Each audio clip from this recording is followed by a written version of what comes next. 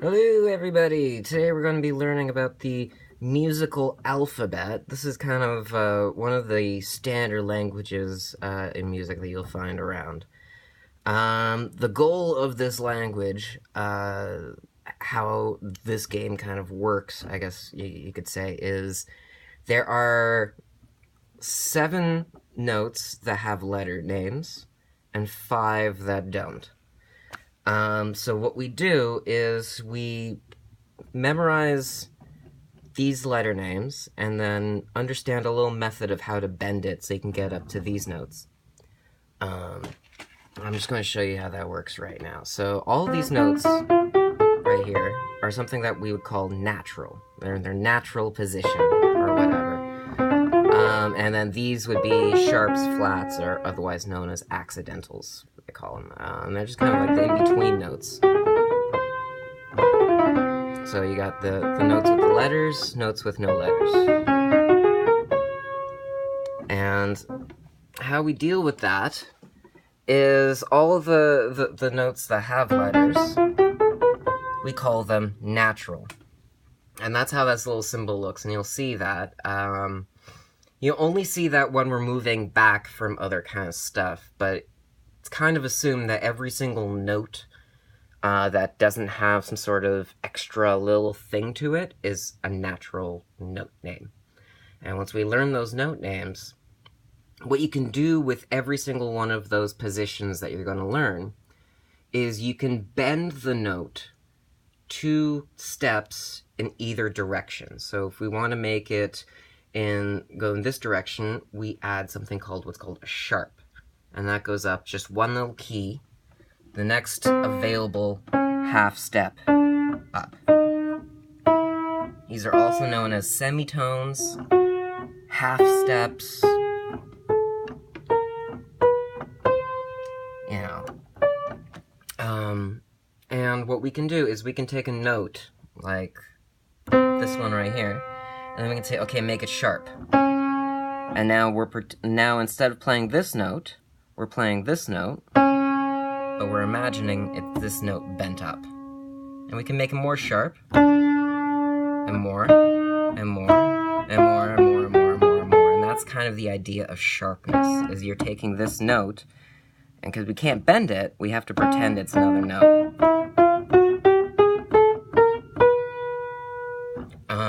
And then, of course, the other way works for flats. So flats when we're making the frequencies lower, and we're trying to kind of bring stuff that way. So what that means is just if you were to play a G flat, you would go and you would find G, and then you go 1 step down, and that would be G flat. Now, the reason why I teach it this way is because it is still a confusing system. Not everything's kind of laid out as well as we like it sometimes, but it works really well when you're trying to say, I need you to hit this note. I need you to play starting from this note. I need you to start playing from this note. And this language gives you that ability to say this one, this one, this one, this one, this one. And it's helpful to learn to kind of sit and learn how this kind of stuff works. And but you can mess around with it to get a lot of weird stuff. And this is what I kind of want to show everyone, of how these note names are only a starting point. And it's important to kind of get used to that. So what we can do is we can take this note right here, which is C,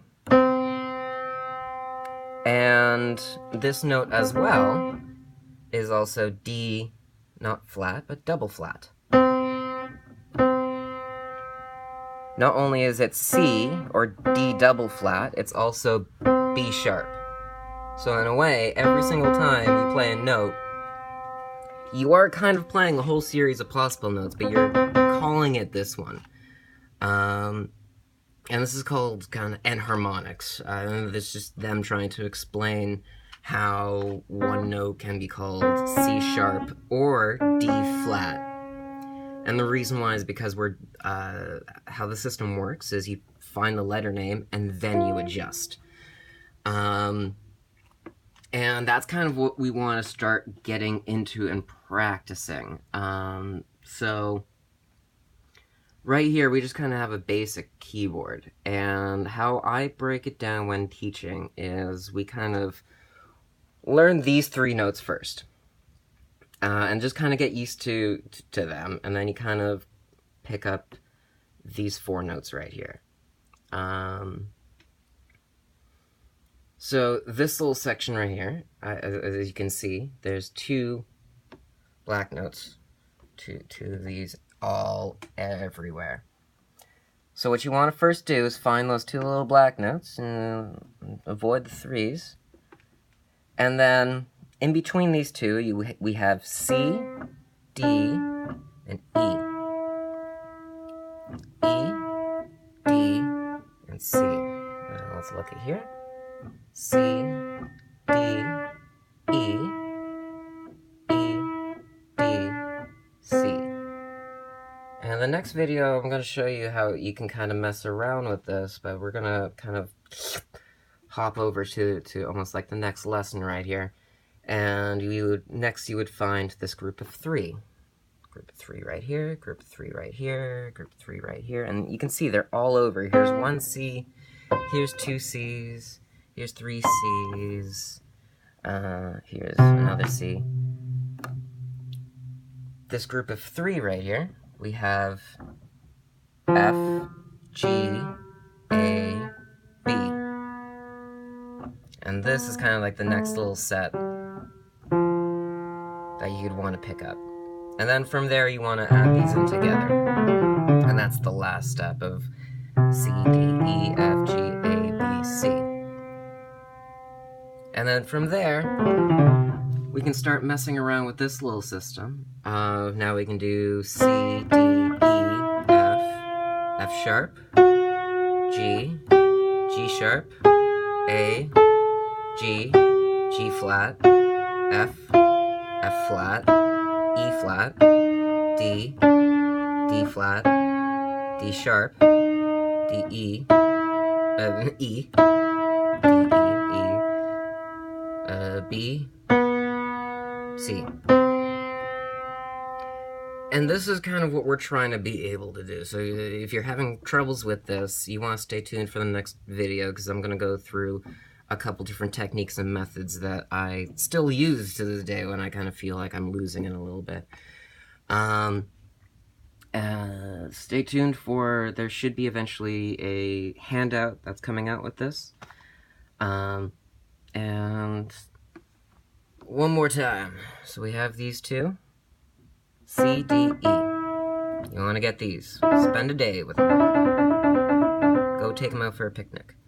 And then when you guys are, when you 3 are acquainted, you want to pick up these 4. Then you want to get all of them together. And then at the end, you just want to basically be able to mess with them. And that's where the next video is coming in, is where we're going to actually sit and how do we mess with our brains to get this into our heads as fast as possible, or at least as fun as possible. It doesn't have to be such a painful process. Anyways, stay tuned. Thank you for listening. Merry Christmas.